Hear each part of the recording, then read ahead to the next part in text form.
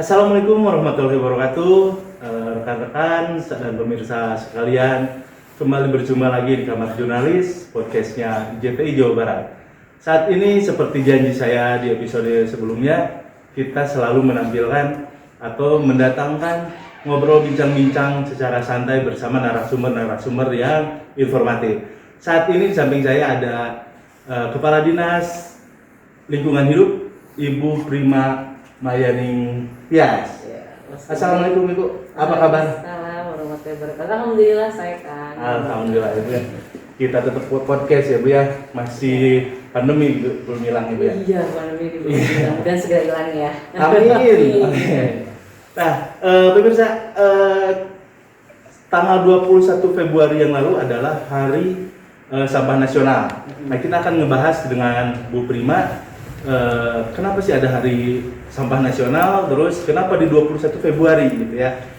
Untuk lebih lanjutnya mungkin akan dijelaskan langsung oleh Bu Prima. Bu Prima bisa jelaskan Bu, kenapa Hari Sampah Nasional itu di 21 Februari sih Bu? Iya, terima kasih teman-teman yang saya cintai ya. Jadi kalau bicara mengenai HPSN, kenapa di Februari, memang ini berawal dari tragedi yang terjadi ya khususnya di Jawa Barat. Bagaimana sebenarnya pada saat itu kita pengelolaan sampahnya tidak cukup bagus karena hanya mendamping saja, sampahnya dikumpul angkut dan dibuang tanpa dikelola, sehingga pada saat itu terjadi bencana gitu ya, bencana yang disebabkan karena sampah itu sangat tragis sebenarnya karena mengakibatkan meninggal 150 orang. Maka itu adalah tonggak yang bahwa ternyata peduli kelola sampah oleh seluruh lapisan masyarakat itu sangat dibutuhkan. Nah itu sebenarnya backgroundnya begitu ya, mengapa HPSN Hari Peduli Sampah Nasional itu selalu kita peringati di 21 Februari setiap tahun. Setiap tahunnya ya, berarti ada bencana dulu sebelumnya Bu ya, makanya ditetapkan tanggal 21 Februari itu ya Bu? Iya, itu mengingatkan kita semua bahwa sebenarnya harusnya tidak perlu terjadi sih bencana itu, tetapi benar-benar bahwa kita belum peduli ya terhadap pengelola sampah ini, sehingga bencana itu terjadi, maka itu diperingatilah setiap tahun. Nah, di setiap tahunnya itu ada tema nggak sih untuk memperingati HPSN ini? Oh iya, temanya pasti akan berubah-ubah. Untuk tahun 2022 ini temanya kelola sampah, kurangi emisi, dan bangun proklim. Sebagaimana edaran dari Menteri Lingkungan Hidup dan Kehutanan, beliau memberikan surat edaran untuk HPSN 2022 itu mengusung tema tersebut. Oke, nah baik Bu, kita bicara nih di Jawa Barat nih ya. Perharinya itu sampahnya itu sebetulnya yang dihasilkan di Jawa Barat itu berapa banyak sih? Kalau nggak salah kan sekitar 2.400 ton ya? 24.000. Oh, 24.000 ton per hari itu Bu. Iya. Waduh. Banyak sekali Bu ya. Per hari. Dan untuk Bandung Raya, Greater Bandung itu yang masuk ke TPPS Sarimukti sekarang tuh kurang lebih 2.000 ton. Tapi saya yakin bahwa lebih dari itu karena memang yang kita tahu sendiri masih banyak kan sampah yang ada di sungai, yang ada di tepi jalan, yang belum terangkut terkelola gitu ya. Yang masuk di kami itu ujungnya itu sekitar 2.000-an ton, kurang lebih 450 truk tiap hari masuk di Sarimukti. Berarti belum ada kesadaran dong dari warganya sendiri Bu ya? Ya, kalau kita lihat Bapak Ibu atau teman-teman ya, Jaksrada itu kan tahun 2025 tuh 70% kita mengelola, 30% dikurangi. Jadi mungkin 30% dulu direduksi dari hulu ya. Itu targetan 2025. Jadi teman-teman kabupaten kota semua di 27 ini sudah menyusun Jaksrada yang menginventarisasi berapa jumlah sampah dia semua di kota kabupaten. Diambil 30%-nya, itu harus ada program pengurangan yang 3R gitu ya, dari hulunya, yang pemilahan, yang reduksi, reuse, recycle, bakalan dari 5R. Nah, baru yang 70%-nya itu kita masuk di akhir ya, proses akhir di pengolahan. Cuman Di TPA ya? TPA. Cuman sampai dengan sekarang saya juga melihat upaya-upaya ke sana tuh belum masif ya, dan belum terlihat signifikan untuk sampai 30% di 2025 gitu. Jadi belum tercapai ya target 30% dikelola di hulu itu, Bu? Ya, hitungnya nanti di 2025 kita lihat, tetapi sampai dengan sekarang update-nya kurang lebih masih di bawah 10%. 10%. Berarti Bu, salah satu pengelolaan sampah di hulu itu dengan adanya mungkin bank sampah. Ya, jadi sebenarnya yang pertama yang menjadi penting itu kesadaran masyarakat ya. Ya. Bagaimana meminimalisasi sampah yang dihasilkan. Nah itu dulu. Jadi kalau ada plastik kresek jangan pakai kresek, saya bawa sendiri. Atau kalau kita di rumah gitu ya, kita membuang sampah kita gitu, kita lihat dulu kiranya ini menjadi sampah atau enggak. Jadi semuanya harus menjadi efisiensinya dari mulai orang per orang nih. Makanya kalau masih ada botol plastik pakai minum gitu, itu kan sama dengan masih buang sampah ya. Pakai ada box plastik masih pakai, kita masih nyampah. Jadi memang awalnya adalah bagaimana meningkatkan kesadaran dari mengurangi dulu oleh masyarakat dan mikir. Kalau saya kemarin ada viral tuh berdiri di atas 50 meter sampah di Sarimukti, sebenarnya bahaya gitu. Kalau udah ada bebannya, kami kan bisa terjadi kecelakaan juga gitu. Cuma saya yang menunjukkan bahwa ternyata kita tuh dalam memilah dan mengolah sampah itu dari sumber juga belum efektif. Kemudian bagaimana sebenarnya kaitan dengan regulasi, pengawasan, sarana prasarana, sampah yang di sungai siapa yang kewajiban mengelola? Yang sampah itu kan dari hulunya, larinya kan ke hilir. Nah udah itu yang di hilir ya kebagian sampahnya nih, padahal itu dari kabupaten kota yang di hulunya juga nih. Itu sampahnya mau dikemanain nih? Siapa yang jadi tanggung jawab ngangkut? Prosesnya gimana, diolahnya harus gimana. Nah ini juga masih harus benar-benar ada komitmen gitu ya bersama untuk itu. Komitmen bersama antar daerah. Ya. Kemudian sarana prasarana, tahu ya kita truk sampah juga sudah sangat kuno, udah lama, udah kondisinya udah sangat memprihatinkan. Dan yang menjadi penting sekarang adalah untuk Provinsi Jawa Barat, kami itu kan mengelola sampah regional ya. Sampai regional Sarimukti itu sebenarnya sudah overload ya untuk Bandung Raya ya. Tapi ada sedikit kemarin perluasan yang diberikan untuk lahan di Sarimukti yang masih bisa kita gunakan sampai 2024 kalau Lebok Nangka sudah bisa dioperasionalkan. Jadi memang sebenarnya masalah sampah itu dari hulu ke hilir ya. Betul. Di samping kesadaran masyarakat yang saya sampaikan banyak aspek juga tadi. Jadi dari sisi regulasi, dari sisi sarana prasarana, dari sisi komitmen budgeting. Tipping fee itu. Itu juga komitmen yang sangat tinggi harusnya dari pemerintah kabupaten kota gitu kan. Dan sebenarnya untuk Kota Bandung sudah cukup bagus, ada perdanya yang pengenaan daripada retribusi itu based on-nya adalah daya listrik setiap rumah. Kemudian dari luasan rumah yang dimiliki, berbeda retribusinya akan hal itu gitu. Itu cukup bagus saya rasa untuk mendongkrak karena mahal, mengolah sampah itu mahal. Kalau hanya cuma dibuang, ditutup atau sanitary landfill atau dibuang dumping aja, itu kan lifetime dari penggunaan si tempat pengolahan sampah itu kan akan semakin pendek. Sekarang nyari tempat buang sampah model landfill gitu gampang nggak? Susah kan? Masyarakat tuh buang sampah tapi nggak mau kebagian tempat baunya sampah kan? Betul.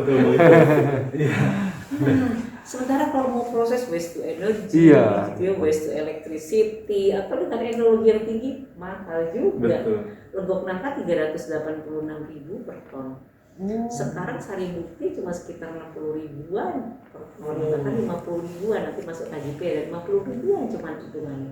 Nambo yang nanti akan kita kelola untuk Bogor, Tangerang dan Depok itu di 125.000 per ton.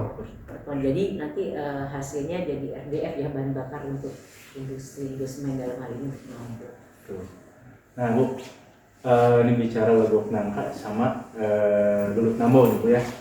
Nah kan Sarimukti sekarang udah overload walaupun udah tambahan lahan lagi gitu ya, tapi kan mau sampai kapan terus-terusan nambah lahan gitu ya Bu ya. Nah pastinya kan di dua TPA itu punya teknologi yang lebih bagus Bu ya untuk mengelola sampah itu Bu. Bisa dijelaskan Bu seperti apa, terus komitmennya nantinya kedepannya seperti apa gitu. Karena kalau nggak salah Lulut Nambo Maret ini mau mulai uji coba lah ya, kayak gitu ya. Tapi belum diresmikan kalau nggak salah ya. Belum. Dicoba dulu gitu ya.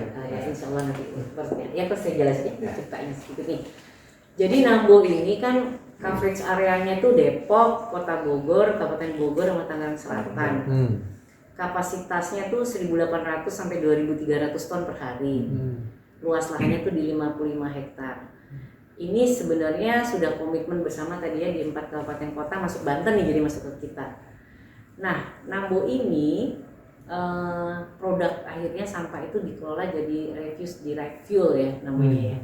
Dengan tadi TPP-nya 125 ribuan per ton.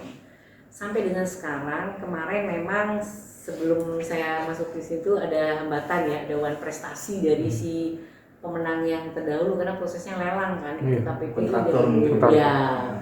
Ternyata sampai harusnya 26 Juni 2020 itu operasi, enggak juga gitu. Hanya diputuskan oleh kita di Pemprov dengan arahan Pak Gubernur bahwa kita lakukan lagi pemilihan ulang terhadap lelang ulang. Nah, sebenarnya bukan lelang, akhirnya diambil alih dulu oleh Badan Usaha Jasa Sarana dalam hal ini, kemudian kita lakukan beauty contest. Nah, alhamdulillah dari proses itu kurang setahun ini, itu saya kemarin ke sana, update-nya, progresnya cukup bagus. Nah, mereka sudah konstruksi ya, IPAL udah beres, kemudian ada sanitary landfill yang bekas juga kita bagus juga sudah. Sekarang dia bikin plannya dia ya, bikin plan untuk si mesin sambil nunggu mesin itu datang. Nah, itu cukup efektif yang namanya RDF ini karena semuanya nanti dikelola di sana, dikompakkan menjadi briket, dan di depannya itu kan Indosemen ya.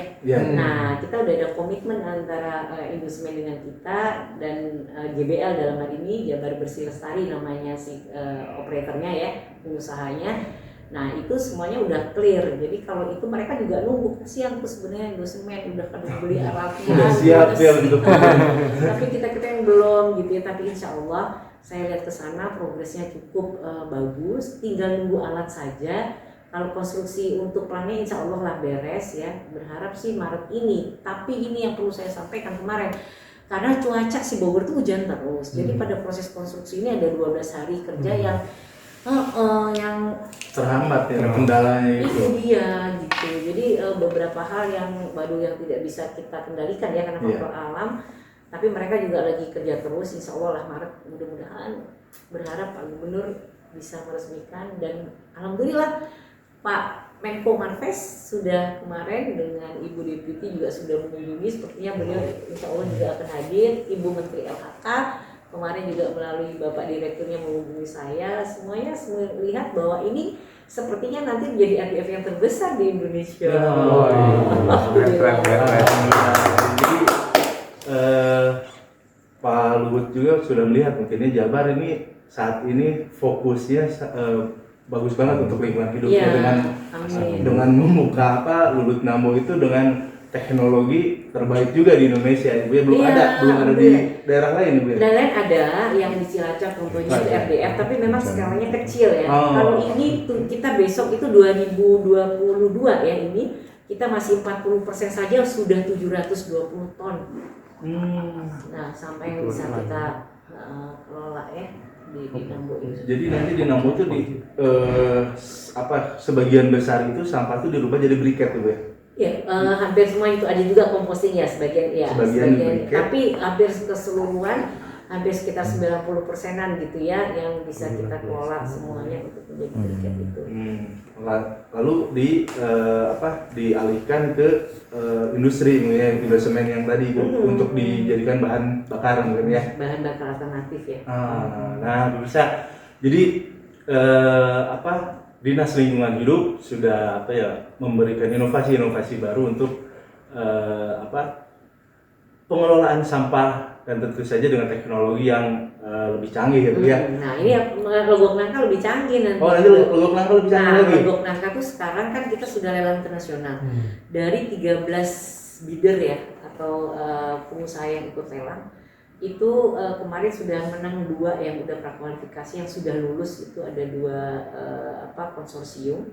Dan ini kita sedang menunggu sebenarnya karena kita diberikan PGF gitu ya oleh Kementerian Keuangan, dan kita menunggu pagunya, segera kita lelangkan setelah ini. Kalau sudah kita lelangkan menang, itu masih open teknologi dalam lelang, tapi kita open teknologi itu banyak option yang bisa kita sudah setting juga alternatifnya. Kalau ada nanti pemenangnya pakai waste to electric electricity gitu ya. Iya.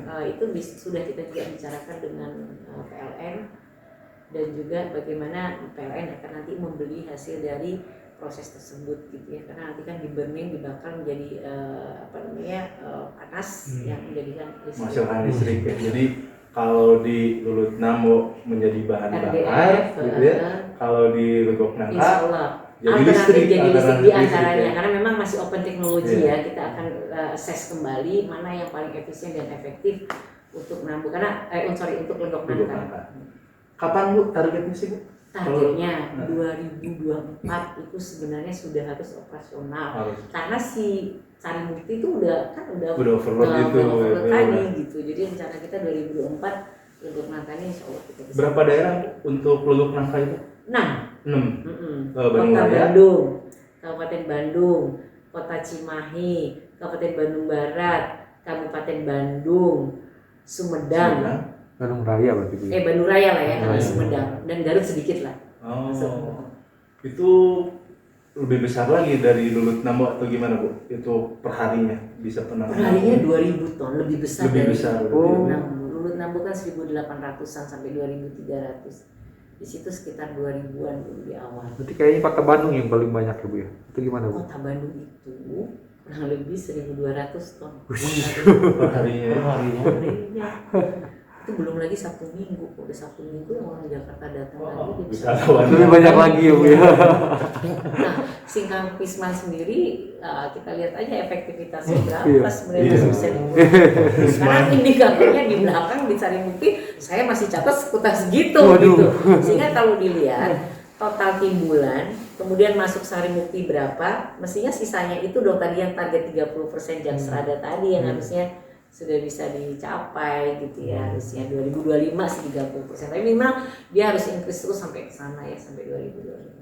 Jadi walaupun kita terus menyiapkan lokasi lagi untuk TPA dengan teknologi baru ya, namun tetap balik lagi ke diri kita sendiri ya Bu ya, agar jangan sampai terus menciptakan sampah-sampah yang baru. Iya, nah Terus ini memilah juga ya Bu ya. betul. Nah ini juga saya infokan nih mumpung kita podcast ini ya supaya teman-teman tahu semua, kita lagi merintis untuk Cirebon Raya.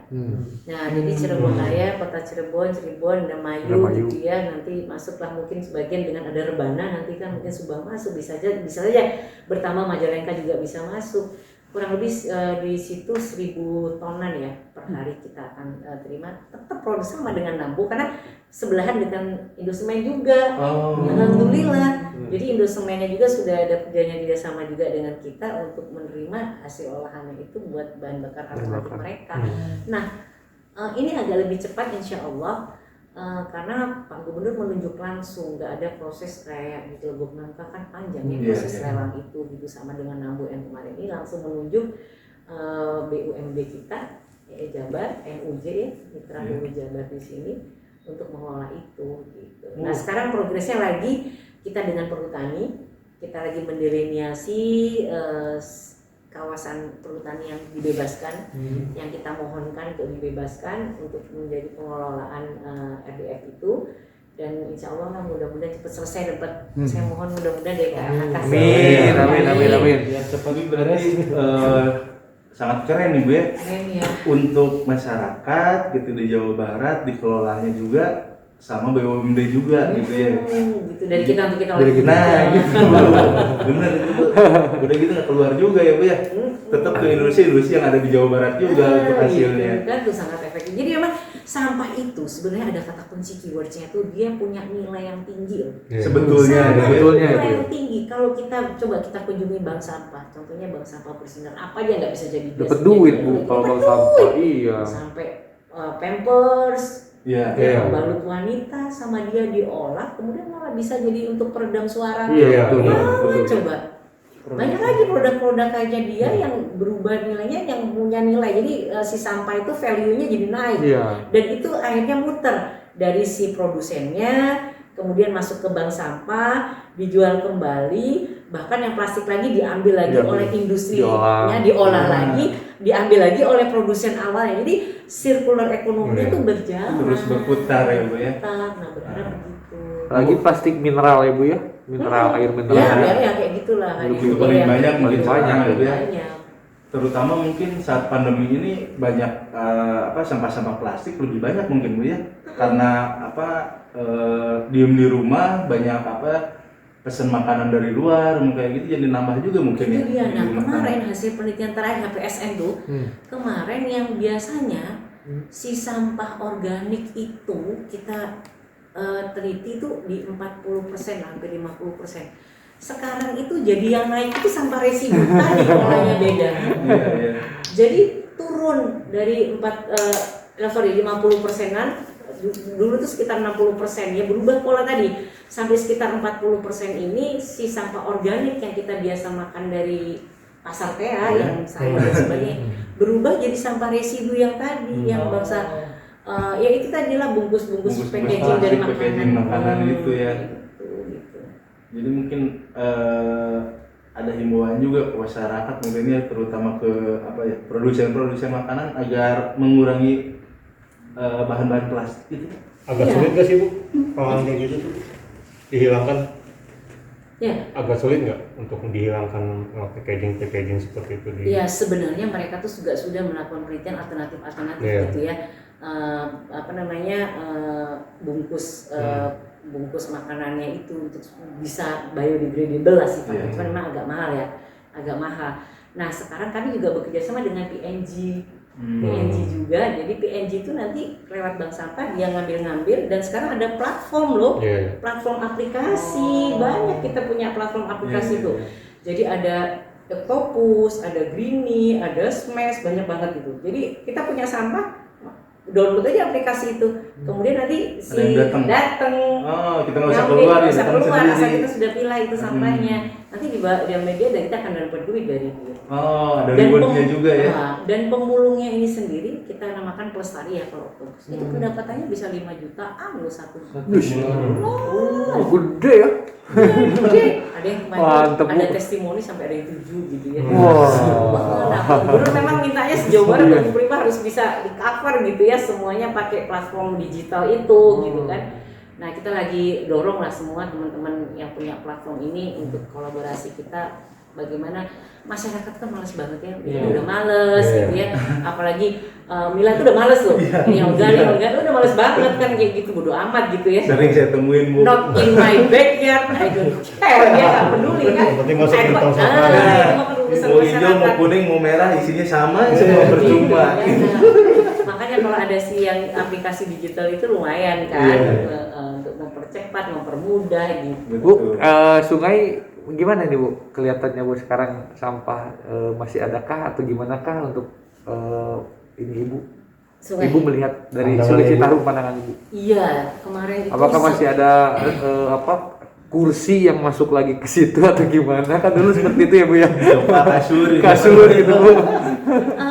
Sebenarnya sudah cukup efektif ya dengan ada TNI ya, 23 sektor.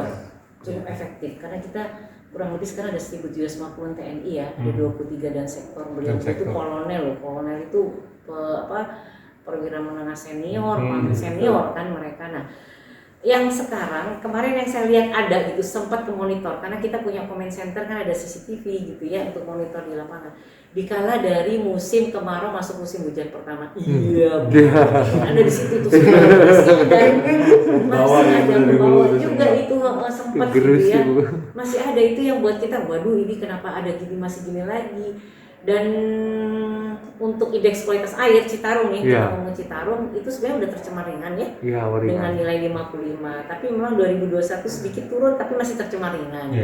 Nah ini yang kita harus waspada gitu ya, jangan sampai sumber pencemar terbesarnya tuh domestic waste itu dari masyarakat yang itu dibanding juga industri ya. Tetapi bukan berarti demikian juga konsentrasi dari sumber pencemar industri karena dia banyak barang kimia yang dibuang yang tanpa dikelola, bukan berarti memang dia lebih sedikit, bukan berarti juga dia tidak berkontribusi besar gitu. Nah itu juga menjadi PR kita untuk penegakan hukum bagi industri-industri yang melakukan pelanggaran terhadap pencemaran kerusakan. Baik Bu, program nih Bu, program dari Dinas Lingkungan Hidup Bu, apa aja sih Bu untuk mengurangi sampah ini Bu? Ya, oke. Jadi program, jadi BSO-nya kan Jakarta tadi. Iya. Jadi yang pertama di sini program kita punya pembinaan sejak dini gerakan peduli berbudaya lingkungan. Jadi kita ada program Adiwiyata, itu program nasional ya, ada program SBM melalui sekolah.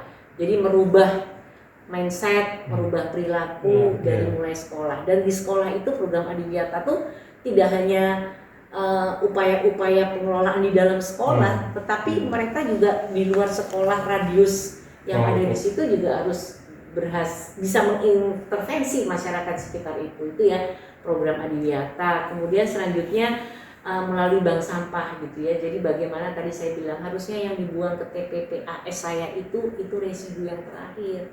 Jadi si pengurangan tadi bank sampah yang ada di kita ini kita melakukan pengurangan tadi yang saya cerita dengan sirkular ekonomi, dan kita sudah mengembangkan 2021 itu 7 bank sampah induk. Itu kan ada bank sampah unit, kita punya 1661-an bank sampah unit kurang lebih begitu. Data terakhir sampai berkembang kemarin ada Pak Satori bilang 1800-an gitu ya. Nah, di situ kita ingin mengembangkan bank sampah itu yang mendekatkan kepada masyarakat itu. Jadi memudahkan masyarakat untuk membuang sampah sehingga sampah tersebut punya nilai tadi gitu kan ya.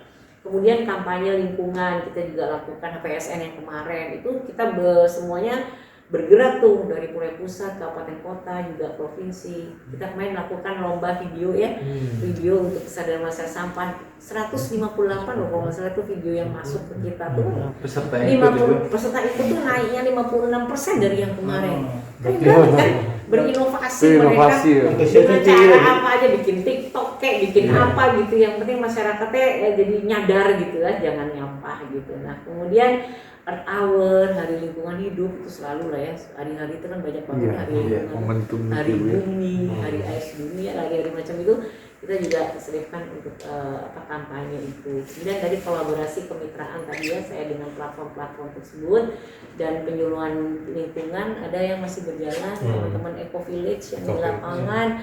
Alhamdulillah teman-teman yang bergerak di kampung Proklim, karena ini alanya juga ke Proklim kan untuk tema tahun ini. Jadi membuat kampung iklim yang semuanya bernuansa bagaimana upaya-upaya untuk tidak berkontribusi terhadap gerakan emisi gas rumah kaca gitu kan. Itu ya. Bu, terakhir Bu mungkin ada pesan kepada masyarakat Bu yang mau disampaikan. Buan mungkin Bu dari Ibu. Iya. Baik masyarakat atau Bapak Ibu, teman-teman, saudara-saudara saya yang tercinta, yang pertama adalah biasakan pilah sampah dari sumbernya.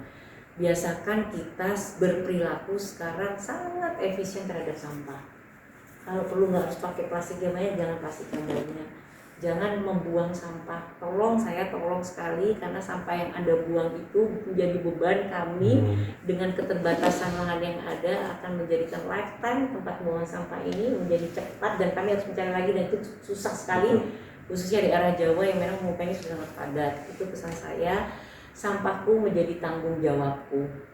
Kuatnya itu berarti. Kuatnya itu, sampahku menjadi tanggung jawabku. Jadikan hal tersebut untuk selalu kita ingat bahwa sampah ini yang sudah saya hasilkan ini adalah akan menjadi problem yang harus menjadi saya selesaikan sendiri. Mestinya begitu, 1,5 kilogram kurang lebih setiap orang punya sampah loh satu hari. Jadi gimana sebenarnya upaya itu? Paling nggak meminimais dulu yang kita produksi gitu kan.